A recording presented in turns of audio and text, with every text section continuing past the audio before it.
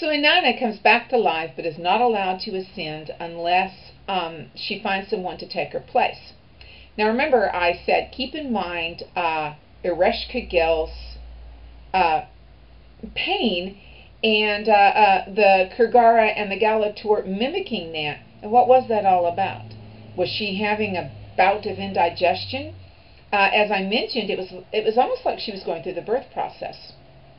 And I think she was. And I'm not the only one who thinks she was.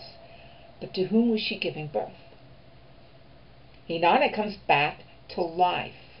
So in some, I don't want to use the word perverse, but in some mythological aspect, the goddess of the dead gives birth to this new Inanna who has knowledge of all.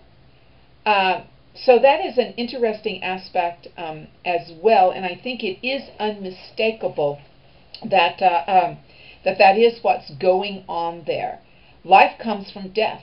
All life ends in death.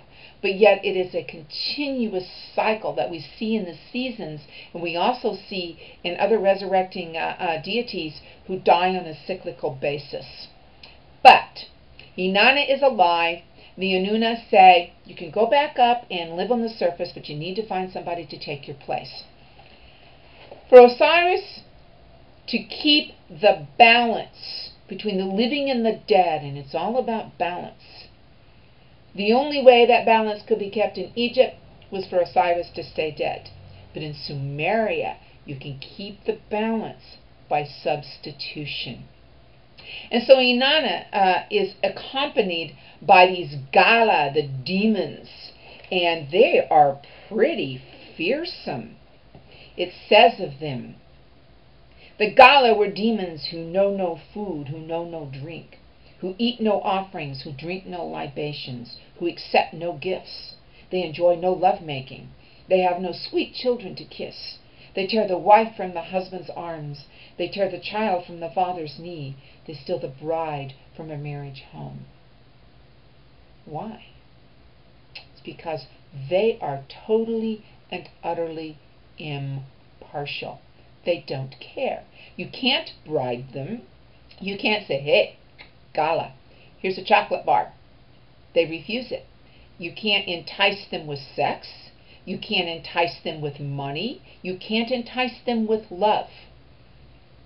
Neither with the Kurgara nor the Galatur could be offset from their purpose, because they too were neither male nor female. So these Gala, these impartial Gala, accompany Inanna back up to the surface of the earth. And the first person they see is Ninshubar. And the Gala said, we'll take her. And Inanna says, no way, this woman saved my life. And look at her. She's dressed in sackcloth. She's tearing at her hair. She's been crying. Inanna says, there is no way that I can sit her down into Kir. They walk on a little bit further. They meet Inanna's son, who's likewise dressed in sackcloth and has been crying, covered with ashes. The Gala say, we'll take him. And Inanna says, no, look at him. He's been mourning me. I love him. You can't take him. They go a little bit further down the road, and they run into her other son. Same scene. They keep on traveling. And then, who do they run into? Dumuzi. And what is Dumuzi doing? Dumuzi's sitting under this glorious tree, dressed in glorious May raiment or clothes. And he looks up and he sees Inanna coming, and he says, oh shit. He's not been mourning her. He's not dressed in sackcloth. He's not been covered in ashes. He's not been crying for her. And so what does Inanna do? She says, take him.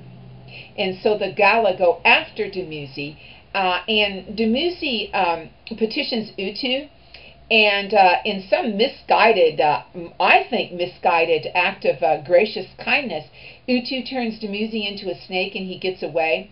And that does put up a chase, and he goes into the steppes or the plains, and the Gala do finally catch up with Dumuzi, and They do kill him, and they do send him to the underworld.